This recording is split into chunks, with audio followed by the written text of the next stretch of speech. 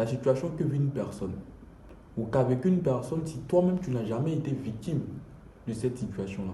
Rappelez-vous, pour nous qui étions au pays et qui sommes venus à l'étranger, avant lorsqu'on nous parlait bien évidemment de racisme, lorsqu'on nous disait qu'il y avait des personnes de couleur qui étaient victimes de racisme dans d'autres pays, on était peut-être choqués, mais pas au point où nous en sommes aujourd'hui, quand nous-mêmes nous sommes dans un pays où éventuellement certains ont subi du racisme, où tu sais que tu as la possibilité toi-même d'être victime de racisme. La situation est différente. Tu te rends compte que c'est un phénomène, c'est un fléau qu'il faut non seulement en parler, mais qui doit bien évidemment disparaître. En d'autres termes, qu'une personne disait, c'est la connerie de l'humanité. Alors bonjour à tous, je suis Jean-Luc Namien, étudiant en licence de droit. Et aujourd'hui, j'ai décidé de parler bien évidemment de l'actualité du moment qui est la mort, le meurtre, l'assassinat de cette jeune étudiante de 17 ans. 17 ans gabonaise qui s'est trouvée en Turquie, dénommée Dina. Aujourd'hui, nous allons essayer bien évidemment d'analyser, de parler de façon générale de la situation en Tunisie pour les étudiants et dans le monde de façon plus générale. Alors c'est parti.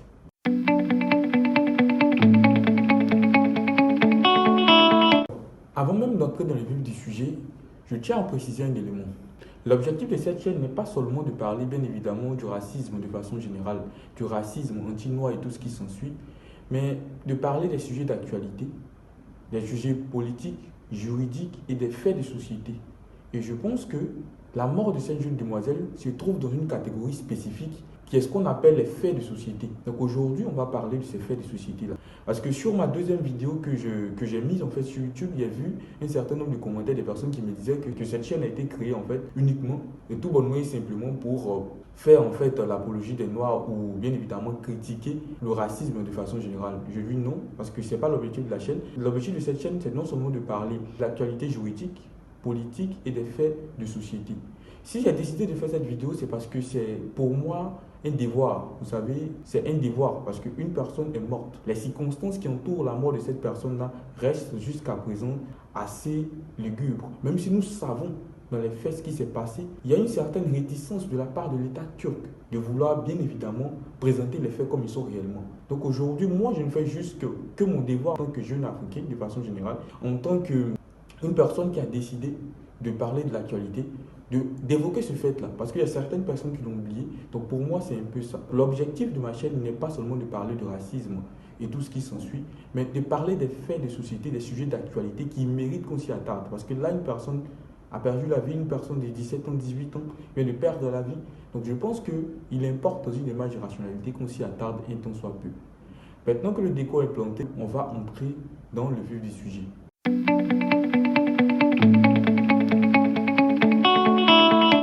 Ce qu'il faut savoir, c'est que Dina est une jeune fille de 18 ans, 17 ans, 18 ans, de nationalité gabonaise, qui a obtenu une bourse après l'obtention de son baccalauréat pour aller étudier le génie mécanique en Turquie.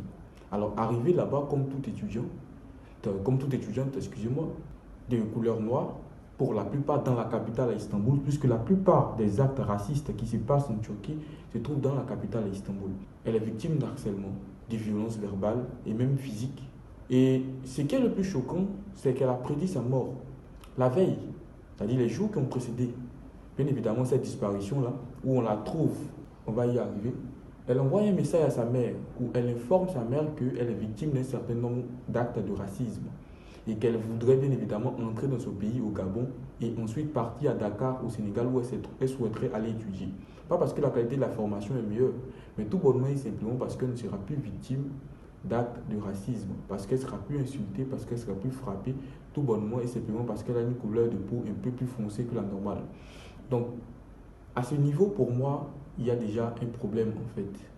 Il y a un problème dans la mesure où, si à cause d'une couleur de peau, si à cause du fait qu'on ait une couleur de peau un peu plus foncée que la normale, on est victime d'un certain nombre d'actes de racisme, d'un certain nombre d'actes de violence verbale, il y a un hiatus. Et pour moi, le véritable problème, et là je suis en train de donner mon avis sur le sujet, le véritable problème, la personne qui est responsable de cette mort-là, c'est l'État gabonais.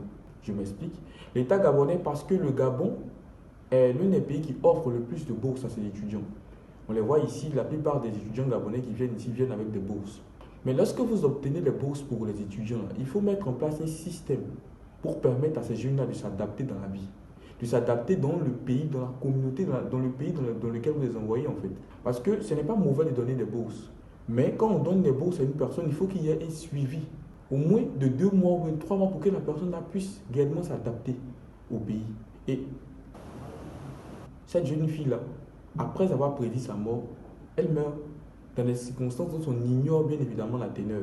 Il y a des questions qui se posent en fait. Parce que selon le gouvernement turc, elle est morte tout bonnement, tout bonnement et simplement de noyade.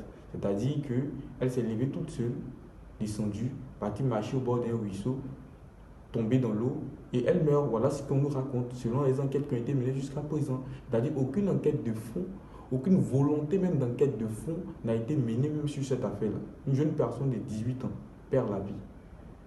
Imaginez un peu la détresse de ses parents, imaginez un peu la détresse de sa famille. Aujourd'hui, ça peut être Dina. Du moins, c'est Dina. Elle est d'une nationalité gabonaise. Demain, ça peut être une autre personne d'une nationalité différente. Ça peut être une Ivoirienne, une Malienne, une Sénégalaise, etc., etc., etc. Donc aujourd'hui, nous jeunes Africains qui sont non seulement hors du pays, mais qui sont également au pays, pour nous, on a un devoir en fait. Et ce devoir-là, bien évidemment, c'est de taguer. Au lieu de partager des vidéos inutiles où vous dansez bêtement sur des chansons inutiles, vous présentez votre vie dont personne n'a envie de connaître, votre vie qui sont malheureusement même pas intéressantes, il faut partager la vidéo de la nouvelle de cette demoiselle-là en taguant justice pour Dina. Parce qu'il faut qu'il y ait une justice. Il faut que s'il y a une pression médiatique autour de cette affaire, le gouvernement turc sera obligé de mener de véritables enquêtes et pour qu'éventuellement il puisse avoir justice, il puisse avoir arrestation des personnes qui ont été auteurs de ces méfaits-là.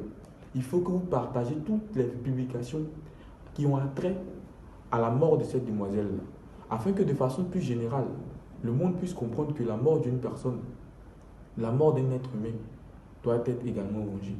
Je vous remercie, passez une excellente soirée.